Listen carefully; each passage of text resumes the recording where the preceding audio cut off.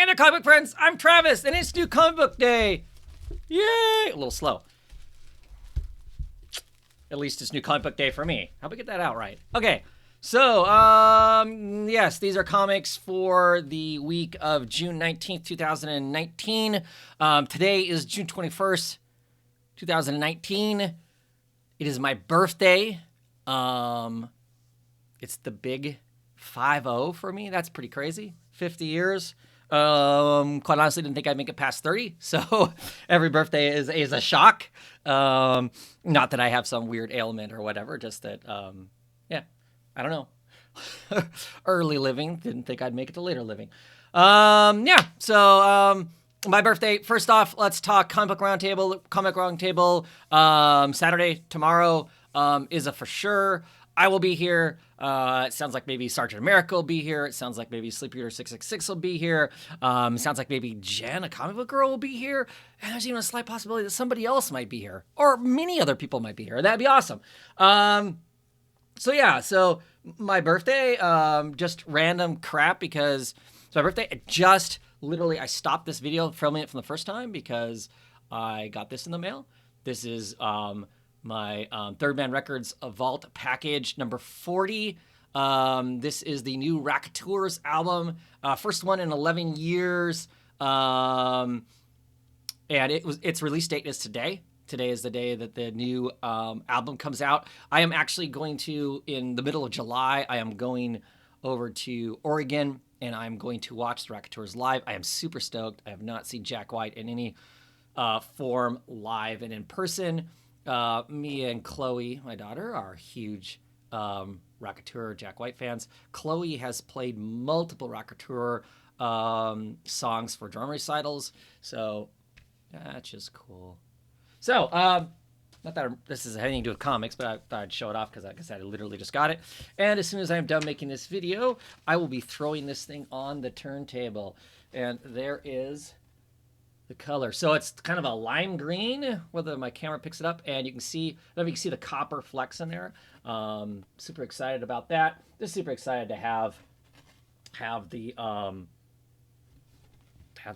so I can listen to it, so I can rock out to it. Yeah. Anyway, that's the cool thing for my Vault package. I mean, it came with other bling too. I don't know if people are familiar with the Vault package Third Man Records puts out. This time it actually has a 45 also, which has demos of 2 of the songs on it. Should be cool. Add that to my 45 collection. It came with a funky bandana. This bandana will probably never leave this plastic because I'm not a bandana person, but it is a Racketeer bandana. And something else out in this pile of stuff that I'll actually use. This is your turntable slipcover. Nice, super thick Racketeers one. And I dig it, so it will go down because I've just got a plain old boring thin black one. But let's talk comics, because that's why we're here, right? So this week it is 17 comics I got this time around. Pull bag off there. See what we got. I know there's some good stuff this week just from seeing other people's videos and Twitter feeds and that sort of thing. So let's jump right in and see what we got. Monsterous issue number, what, 15? No, who am I kidding? It's 23. Yes, 23. So we got our young fox here is dealing with some elder god type monsters and whatnot, and the Dark Fae, I think, if I remember correctly. Really enjoy the hell out of this book. Winner of 5 Eisners last year.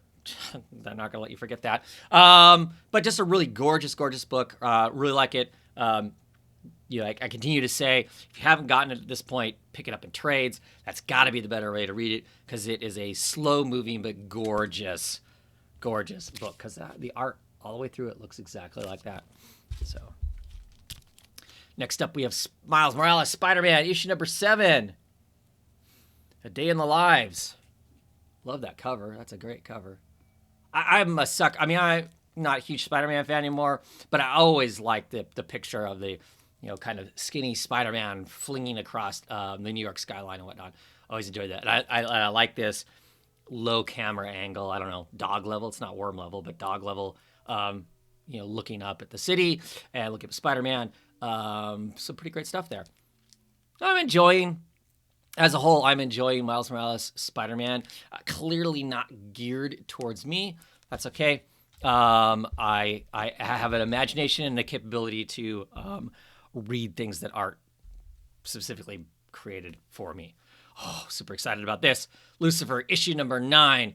One of the best Vertigo books. Just one of the best comics, in my opinion. Dan Watters is writing a hell of a story. We've had some incredible Fumara Brothers artwork. This one happens to have Kelly Jones is doing the artwork on it, so I'm excited about this. I think this is like a one and done story, and then we get back into the regular what's going on in the world of Lucifer. So yeah, really excited about reading that.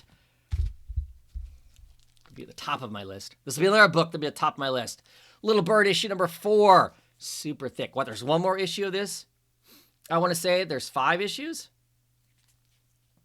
There is the son of the preacher who controls the United States and is taking over all of Canada and whatnot in this dark future, near future book. See how that all happens and whatnot. Of course, it's all about the Ian Bertram art of Matt Hollingsworth doing colors. Just brilliant, brilliant stuff. As a side note, the artwork for Little Bird is selling as fast as it gets posted right now. Complete sellouts. There's not like even weird pages that nobody might want. They're all going. All the pages are going. So pretty incredible there. Gideon Falls, issue number 14. You can see the face there. Here's the chin, right? There's the nose on the staff. I don't know. Gideon Falls has gone some weird places. Upside is, last time I talked this comic on Comic Book Roundtable, there was no one on that was reading it currently. Hopefully, not tomorrow, but next week, I'm going to be doing Comic Book Roundtable again. Hopefully, we'll get Mike on. I know Mike is reading this. Sergeant America is reading this in singles. I would like to have his opinion, anybody else's, on what's going on in Gideon Falls. I don't want to say it's jumped the shark because that doesn't feel like the case, but it's just really gone off someplace else. To me, it's lost the entire horror aspect of it and has become this other kind of adventure thing. And I don't know how I feel about a book just completely changing its tone. And it does feel like it's, at least with the last issue, it really felt like the tone of the book had changed a lot. And I'm just not sure what I think about that when it comes to like an independent book. It's pretty jarring. But we'll see. So we'll see where that new adventure takes us, and if that maintains, or we go back to the more of the horror aspect of it, the book that I'm used to. Daredevil issue number 7. I'm looking because I don't. Is this a Chichetto cover? Or who has been doing the covers along? So, No Devils, Only God, Part 2. Last issue, Matt Murdock basically says he's giving up being Daredevil. He gets scolded pretty heavily by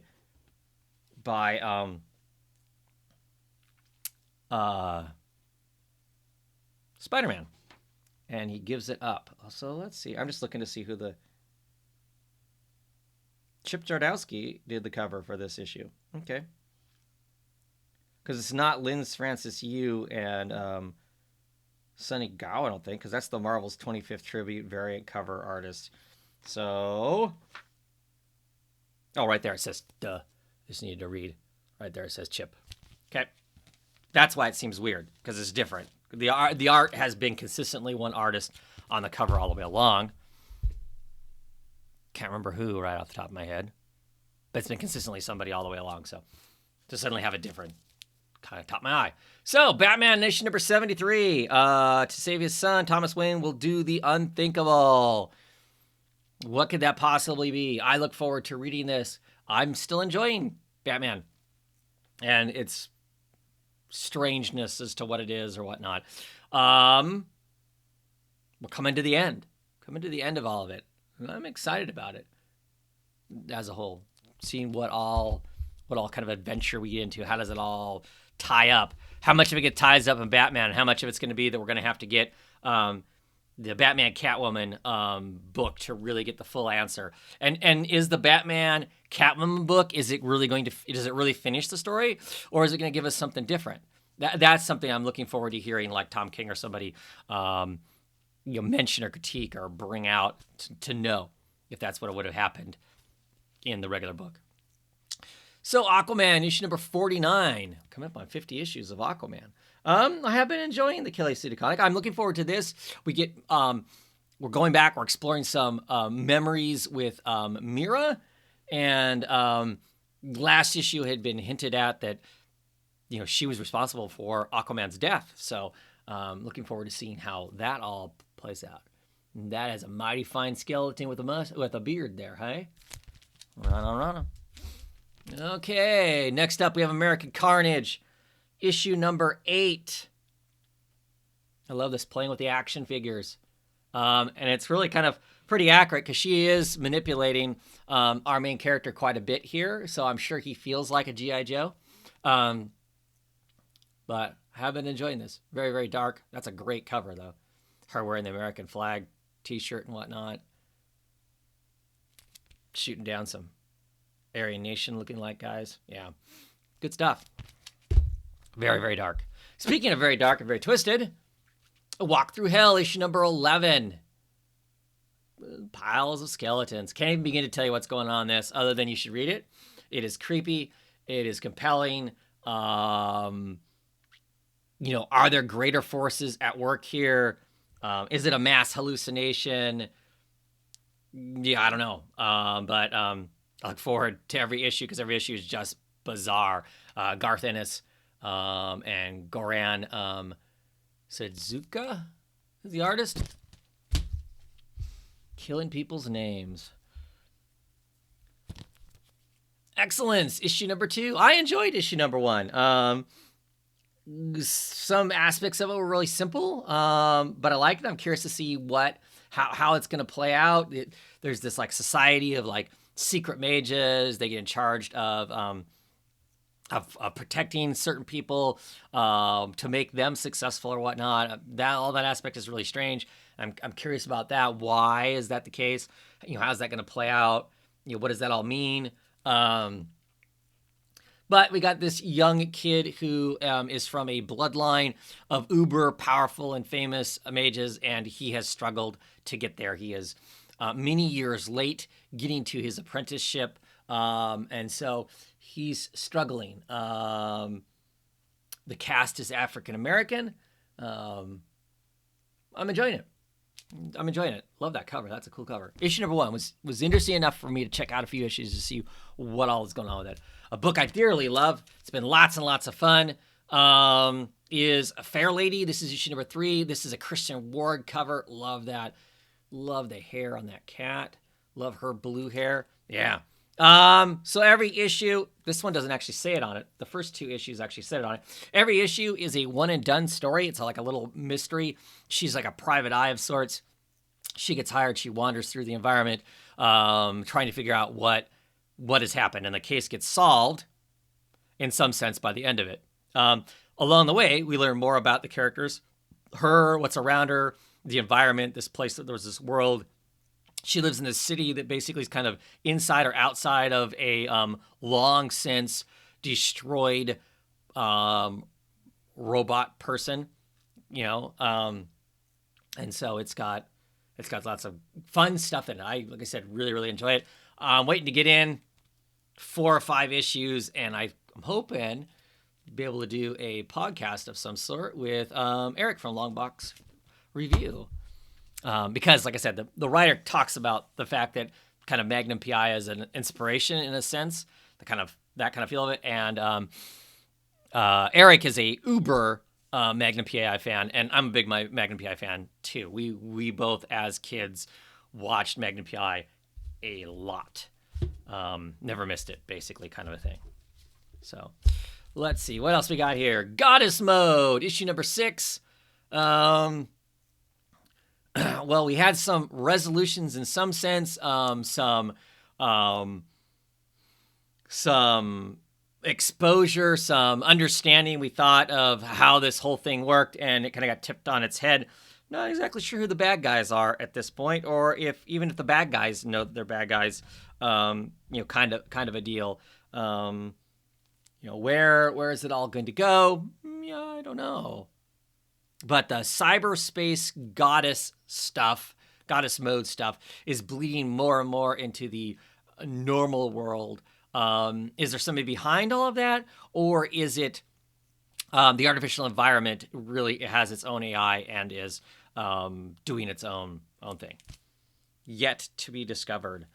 Great artwork, great crazy artwork inside of it by Robbie Rodriguez. So,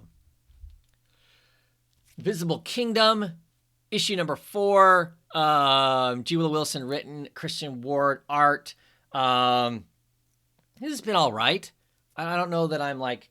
I had high expectations of the book. Those have not been met. I'm somewhat interested in what's going on. Issue 4, we'll see how this goes for me. We'll see if I move on with the second arc, or if there even is a second arc for the book. Our two main characters have now met each other. One of them is a nun of sorts on the run that has a lot of information that's extremely dangerous. And we've got basically the equivalent of an Amazon driver who knows that things aren't right, and they're connected together now. And what happens next? We'll have to find out by reading the comic. Next up, we have Hellboy and the BPRD. This is the Beast of Vargu. I think this is just a single shot. I don't think this is a I'm starting to have problems. I'm not always 100% sure some of this stuff anymore. How current it is, or is this like a single issue? Is it part of something else? This is a single issue. It's set in 1962. Duncan Vertigo is doing the artwork on it. Colors by, of course, Dave Stewart.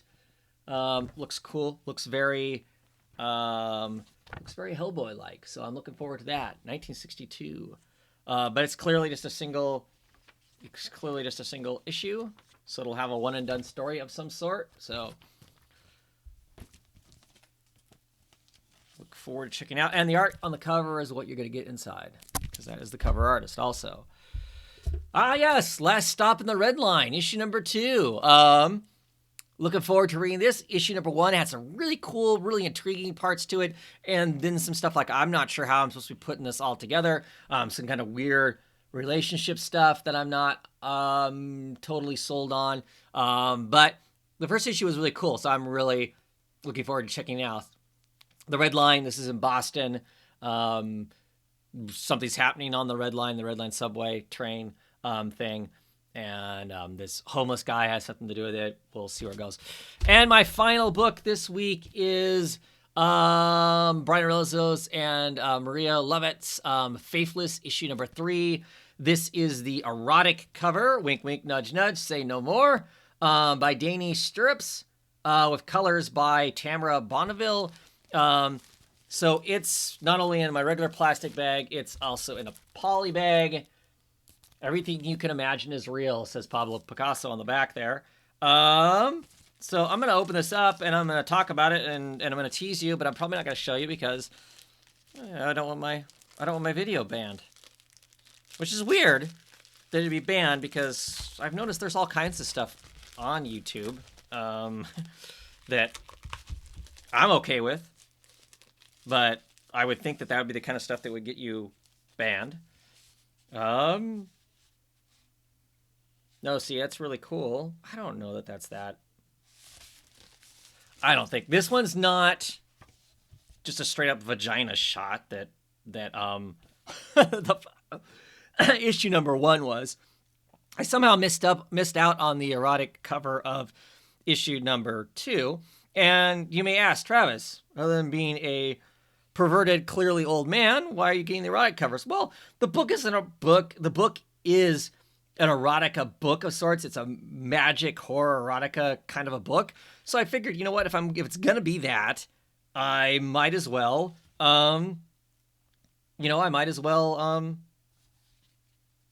go the full Monty, right? So I'm gonna show you this cover because I don't think it's that risque. I guess if I get banned, cool, or it gets flagged or whatever. There it is. Heavily tattooed guy having some fun with some ladies having some fun. So, yeah, because I mean, it's basically called an erotic depiction of faith, sex, and the devil in a tradition of the divine comedy. That all just to me sounds yes, please. And I really like, I'm trying to see if I can find something that's not too extreme.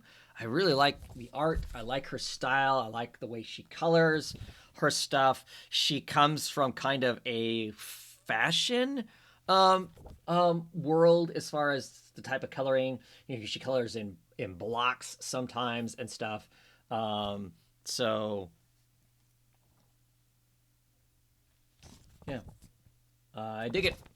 I like it. It's a little different. So there is that. That's my comics. So Comic Book Roundtable tomorrow. Looking forward to it. Anyway, have a great one, everybody, and I'll see you later on.